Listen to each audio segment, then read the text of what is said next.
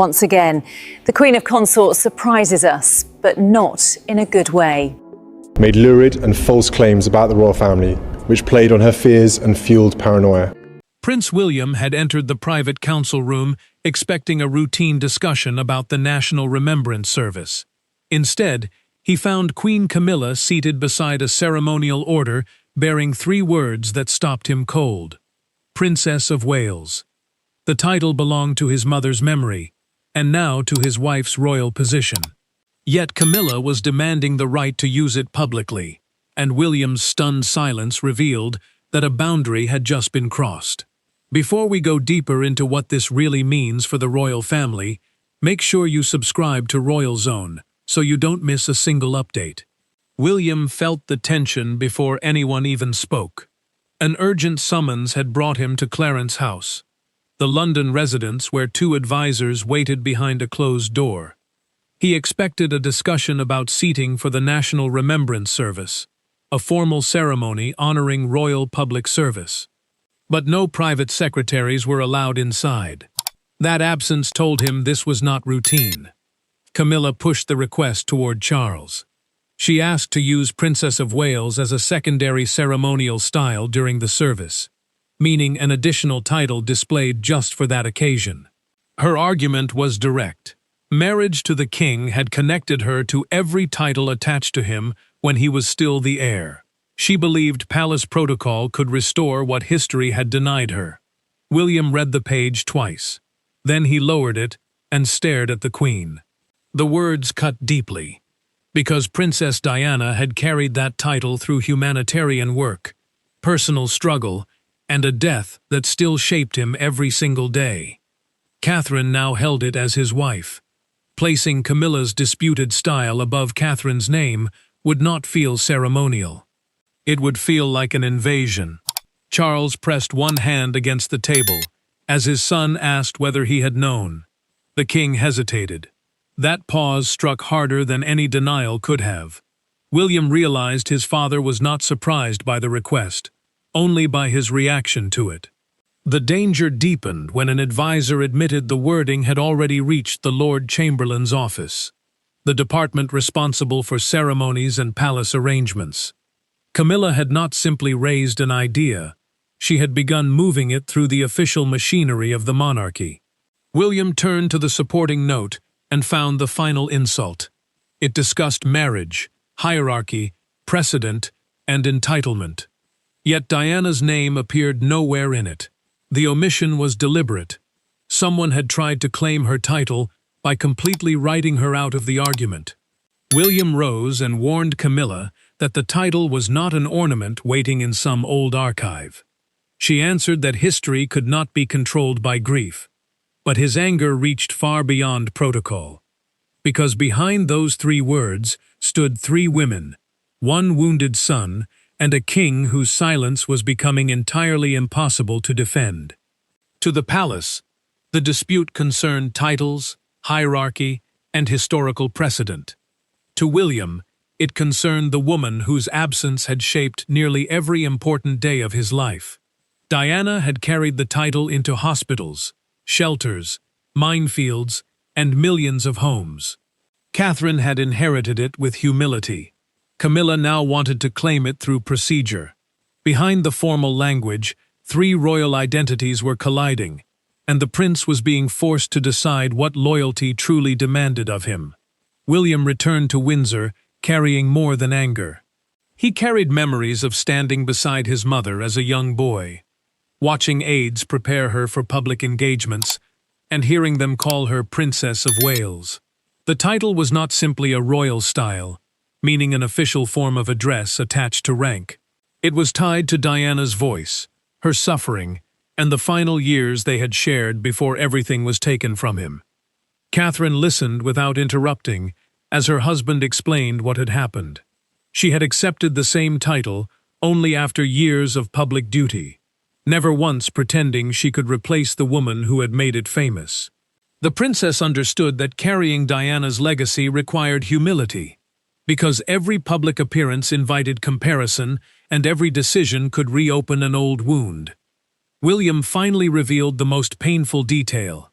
Camilla's proposed wording would place both women under different versions of the same title during the remembrance service. Catherine remained composed, then slowly removed her engagement ring and turned it once between her fingers. She asked one question: had Charles approved it? The prince described his father's silence, the hesitation, and the defensive words that followed. Catherine understood immediately. The king had not written the request, but he had almost certainly encouraged the queen by saying the historical question deserved proper consideration. Those words had given Camilla enough confidence to push forward. Camilla's motive was darker than ambition alone. She had become queen. Yet Diana's shadow still marked the one royal identity she could never fully possess. To her, the forbidden title represented the place where public judgment had permanently defeated her. Claiming it would not increase her legal power, but it would weaken Catherine's uniqueness and quietly rewrite the emotional balance of the family. William left the room and opened a small drawer containing one of Diana's handwritten birthday cards. He read a single line, closed it firmly, and made his decision. The title would not be divided. Catherine stopped him before he could leave.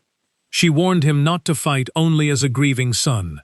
He had to fight as the future king, because someone inside the palace had already decided Camilla's request was worth protecting. That warning forced William to look beyond her ambition and toward the hidden encounter that had turned an old resentment into a formal demand. The demand had not begun in a council room. It began 6 weeks earlier during a private rehearsal for the National Remembrance Service. When Camilla saw Catherine's title placed beneath Diana's name in a commemorative tribute. One line on one ceremonial card reopened a resentment the palace believed had been buried for decades. By the end of that rehearsal, the queen had asked a question no courtier wanted to answer, and a senior advisor had given her precisely the encouragement she needed. Camilla had already been assigned the highest place beside Charles at the service. The National Remembrance Ceremony was designed to honor royal humanitarian work across generations, meaning public service carried out by members of the monarchy over many years. Diana would be recognized for her work involving homelessness, HIV awareness, and landmine removal. Catherine would deliver a reading as the current Princess of Wales. The Queen's rank was secure, yet her name remained completely separate from that legacy. Camilla noticed the wording during a closed rehearsal in the palace music room. The card read, "Legacy of Diana, Princess of Wales." Reading by Catherine, Princess of Wales. She held it longer than necessary, then asked why her own historical connection had been erased, when she had married Charles while he was still Prince of Wales. The question was calm. The bitterness beneath it was not. A senior ceremonial advisor answered too quickly. He said the title had always been considered too emotionally sensitive for the Queen to use. Camilla stiffened, placed the card on the piano, and asked, "Sensitive for whom?" No one replied. That silence told her more than any formal explanation could have done. Catherine entered before the tension had faded. She looked from the abandoned card to Camilla's face and understood immediately. The Queen told her that no woman should possess a permanent hold over history. The princess answered that memory was not the same as a monopoly. Neither raised her voice, but both knew the argument had crossed into very dangerous ground. Camilla acted that same evening. She met privately with constitutional historian Sir Malcolm Avery, who explained in a documented consultation that palace ceremonial language could recognize a historical association without actually changing Catherine's legal position.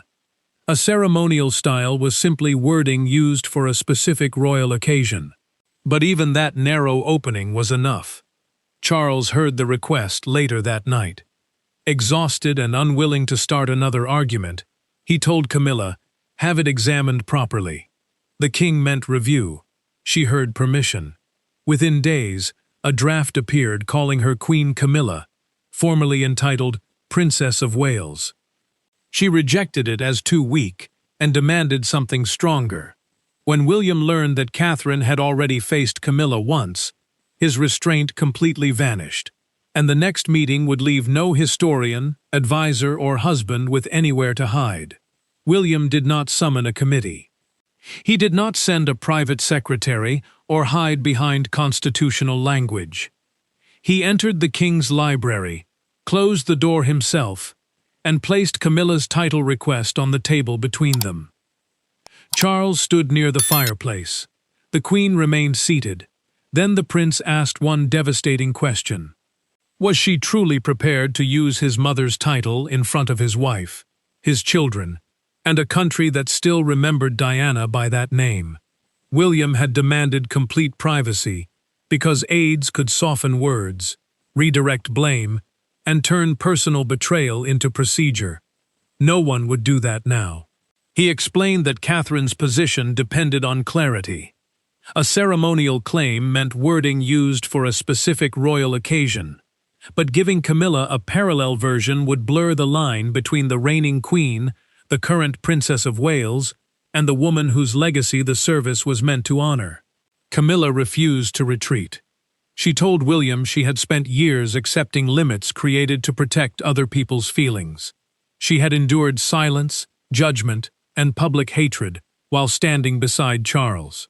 The Queen would not allow Diana's memory to erase her marriage, her service, or her place in royal history. William pushed the request back across the table. He said the title had never been avoided because Camilla lacked rank. It had been avoided because using it would look like claiming the identity of the woman whose marriage had been destroyed. The words landed hard. Charles lowered his eyes, but the prince did not stop. Camilla rose so sharply that her chair scraped across the floor. She accused William of allowing childhood grief to control the monarchy's present. He stepped closer and answered that grief had not written the revised program. Grief had not contacted the Lord Chamberlain, the senior palace officer responsible for ceremonies and official arrangements, and grief had not acted behind Catherine's back. Charles finally admitted that he had permitted a historical review. The king insisted he had only allowed advisors to examine the question, not approve the title. William asked whether he would have allowed it to appear publicly. His father could not answer directly. That silence revealed how close the request had come to becoming real. William delivered his warning without raising his voice. If the claim moved forward, he and Catherine would withdraw from the Remembrance Service. Their absence would create a public scandal and turn Camilla's demand into the only story all of Britain was talking about. The prince left without another word. Charles picked up the proposal, folded it once, and told the Queen that formal authority would now decide the matter. The confrontation had transformed a private grievance into a test of royal control, and every path now led toward the office capable of deciding whose name would survive on the final order. Royal power rarely announces itself with raised voices. Sometimes it appears as a single line quietly removed from a program before the ink is even dry. The decision now rested with the Lord Chamberlain, the king's most senior ceremonial officer. But the palace machinery surrounding him was already divided. Camilla possessed Charles's reluctant permission. William possessed the threat of withdrawal. Catherine possessed the title itself. And one exhausted king sat alone, knowing any choice he made would wound someone he loved. The Lord Chamberlain controlled the exact wording of the ceremonial order, the official document setting out names, roles, and positions for the service. No unusual title could appear without his approval and Charles's final authority. That made his office the last barrier between Camilla's demand and a public announcement the palace might never be able to take back. Both sides understood the stakes. Camilla argued that marriage and history connected her to the title. William argued that public trust depended on clarity, because Catherine was the living Princess of Wales, and Diana remained inseparable from its emotional legacy. The dispute had moved beyond wording. It had become a battle over who could shape royal memory. Charles read the competing submissions late into the night. He reached the paragraph describing Diana's lasting connection to the title, removed his glasses, and placed the file on the desk. For several minutes, the king did not turn the page. Protecting Camilla would defend the woman who had endured years of public hostility beside him. Refusing her would be an admission that one part of his former marriage remained morally untouchable, even by the Queen. William's handwritten note made the choice even harder. The prince stated that Catherine would not attend a ceremony where her identity was deliberately weakened. He ended with words Charles could not dismiss. "Please do not make me defend Mother against you again." The message was not loud, but it carried decades of pain. Palace advisors delivered their legal view in a documented briefing. Camilla could not become the current Princess of Wales while Catherine held the title. Charles could, however, authorize ceremonial wording recognizing the Queen's historical association with it during his years as heir. It was a narrow compromise, carefully designed to avoid changing Catherine's position. Camilla rejected it. She refused the phrase historically associated with the Princess of Wales title, and insisted the name itself be spoken beside her own. Anything less, she believed, would confirm that Diana still held power over her. Charles finally signed a private instruction and sealed it inside a red dispatch folder, the case used for confidential royal papers. Neither Camilla nor William was told the result. Yet the Lord Chamberlain immediately halted the service program before printing.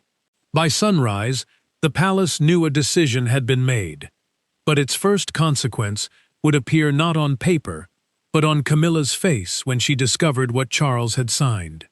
Camilla received the decision in the smallest of rooms, without ceremony and without Charles beside her. The Lord Chamberlain handed her a sealed copy and waited while she read the first paragraph. Her expression did not change until she reached the final line. Then she lowered the page, stared toward the closed door, and understood that the king had chosen to protect Diana's title, Catherine's position, and William's loyalty over her demand. Camilla read the ruling twice. It formally rejected any use of Princess of Wales beside her name and confirmed that Catherine alone would hold the living title. Diana's historic designation would also remain completely untouched in the Remembrance Tribute. The order was final, meaning palace officials could not change it without direct approval from the monarch. The Lord Chamberlain had already removed the disputed style from every draft.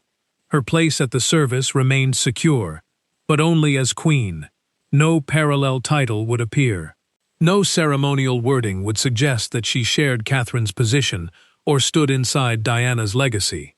Camilla folded the page with unusual care and asked whether William had seen it before she did. The senior official answered no. That single word changed everything. Charles had not given in to his son's pressure in public. The king had made the choice himself. Camilla's voice remained controlled, but the pain beneath it was unmistakable. She told the Lord Chamberlain that she had endured decades of public hostility for Charles. Yet when Diana's memory and her own dignity collided, the monarch still could not stand openly beside her. The officials said nothing, because no ceremonial answer could soften that wound. Charles entered her private sitting room later that day. Camilla did not rise. He explained that protecting the monarchy sometimes required refusing even those closest to the sovereign. She answered that he had not merely refused a title. He had refused her right to challenge a judgment that had been imposed on her long before she ever became queen. Charles then revealed the harshest part through the signed order. Future palace material could never describe Camilla as having held, declined, or possessed the Princess of Wales title. The route was not delayed. It was permanently closed. Catherine heard the decision through a private briefing from her secretary and responded in a way no one expected. She asked that no palace statement portray Camilla as defeated. The princess understood the humiliation and refused to turn Diana's legacy into a weapon of punishment. Camilla withdrew from the next planning meeting and returned the service folder unopened. William believed the crisis was finally coming to an end. Catherine knew better. The title had been protected. Yet the family remained fractured, until she walked toward Camilla without William, Charles, or a single courtier beside her. Catherine did not arrive with a message from William or an instruction from the king. She entered Camilla's sitting room alone and asked the attending aide to close the door from the outside. For the first time since the dispute began, there were no advisors, no documents, and no men interpreting what either woman meant. There was only the present Princess of Wales facing the Queen who had tried to claim the title, and the painful truth neither had spoken openly. Catherine knew the royal ruling had solved the constitutional problem, but not the human damage. Constitutional meant the formal rules that shape how the monarchy operates. And those rules had protected her position. They had not healed the humiliation, resentment, or the bitterness now hanging over every future family gathering. Camilla agreed that no notes would be taken. Charles did not know what would be said, and William had not even been told the meeting was happening. For once, neither woman had palace machinery behind her. They would speak without protection. Camilla broke the silence first. She admitted that becoming queen had already given her the highest title she could ever hold. She had not truly needed another one. What she wanted was proof that Diana's memory could no longer define her as permanently unworthy. Catherine answered with equal honesty. Carrying the title had never made her feel victorious. It reminded her of public comparison, William's grief, and the constant danger of being treated as a replacement for someone who could never return. The princess told Camilla that the name came with pressure, not triumph. Camilla poured tea, but neither woman touched it. Catherine placed her hand beside the cup and said Diana's memory could not give one woman dignity by stripping dignity from another. Yet trying to seize the title could only reopen the wound and deepen the very judgment Camilla wanted to escape. Camilla then revealed the truth through a private spoken admission. Charles had never promised to approve the request. She had pushed forward because she believed his love would stop him from refusing her publicly. For the first time, the Queen accepted that she had mistaken his silence for support. Camilla took a blank card and wrote that she accepted the king's ruling without reservation. She added that she would never seek ceremonial or historical use of the title again. This was no forced retreat. It was her own voluntary surrender of the claim. Catherine asked her to remain at the Remembrance Service and join a separate tribute honoring women who had transformed royal public service. Camilla agreed. Their understanding was fragile, but it was real. Yet outside those closed doors, the names Camilla, Diana, and Princess of Wales were already exploding across Britain in a storm the palace could no longer contain. By midday, the private dispute had become a national reckoning. Broadcasters interrupted regular programming. Crowds gathered outside palace gates.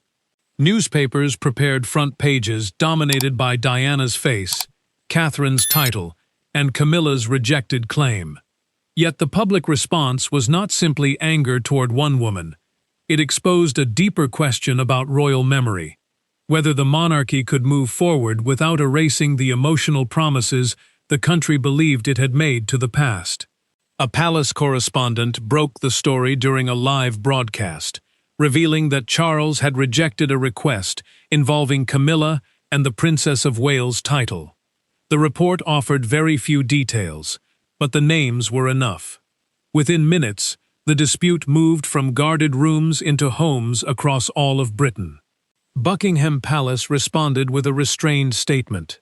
The palace, meaning the central office that speaks officially for the monarch, confirmed that the present use of the title remained unchanged and that the Remembrance Service would continue as planned.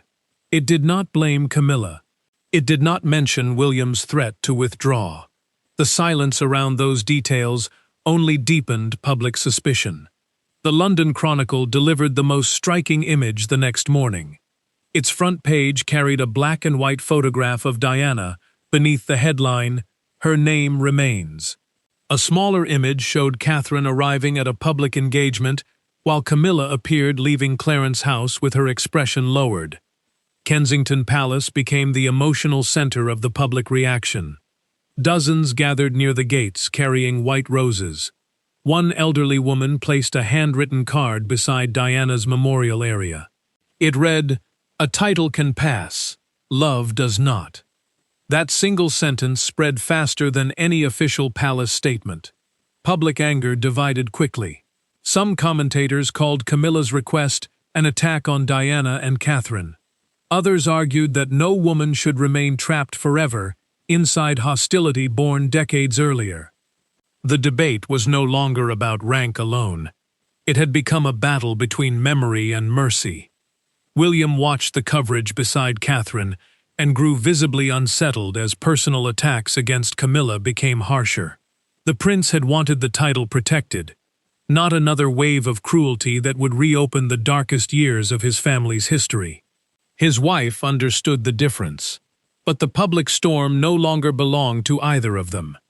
Camilla's handwritten note finally changed the tone. Buckingham Palace confirmed that the Queen had voluntarily given up any future ceremonial or historical association with the title. Her surrender showed that the conflict had ended through personal acceptance, not public punishment. Attention now turned to the Remembrance Service, where William, Catherine, Charles, and Camilla would stand together. The nation had delivered its judgment in headlines and flowers. But the monarchy's final verdict would come when 4 wounded royals faced one shared history. The Remembrance Service began without the disputed title, without a palace explanation, and without the confrontation many had expected.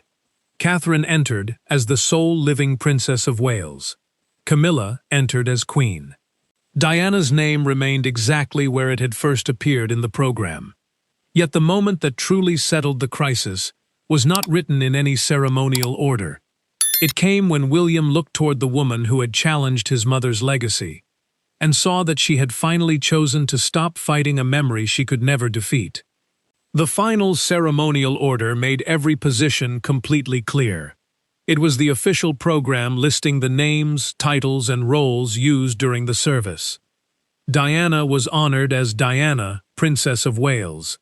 Catherine stood as the current holder of that title. Camilla appeared solely as Queen.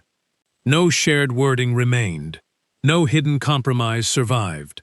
Charles had restored his authority without turning his wife's humiliation into a public spectacle.